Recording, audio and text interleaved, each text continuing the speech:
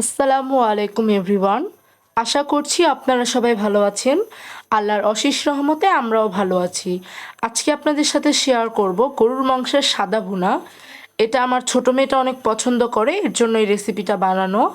তো প্রথমেই দেখতে পাচ্ছেন প্রেসার কুকারে গরুর মাংসটা ধুয়ে ভালোভাবে মাংস উঠে তারপর এর মধ্যে দারচিনি, এলাচ, তেজপাতা, কাঁচামরিচ, পেঁয়াজ, টমেটো, গরম মশলা বাটা দিয়েছি। মশলা বাটার ভিতরে ছিল জয়ফল, জয়ত্রী, বাদাম, কাঁচা জিরে, এলাচ, এগুলো মিক্স করে বেটে দিয়েছি। আর আদা, রসুন, কাঁচামরিচ, পেঁয়াজ এগুলো ব্লেন্ডার করে দিয়েছি। আর এখানে দিচ্ছি ধনিয়া গুঁড়া, জিরার গুঁড়া, সয়াবিন তেল, এগুলো দিয়ে ভালো মতন হাত দিয়ে মাখাবো। আর হাতের মাখানো মাংস রান্না কিন্তু খুব টেস্টি হয়। এখন খুব ভালোভাবে মেখে নিব মাংসটা। স্বাদ মতন লবণ আর একটু পানি দিয়ে আরো কিছুক্ষণ মেখে নিব। মাখা হয়ে গিয়েছে, এখন চুলার উপরে বসিয়ে দিব।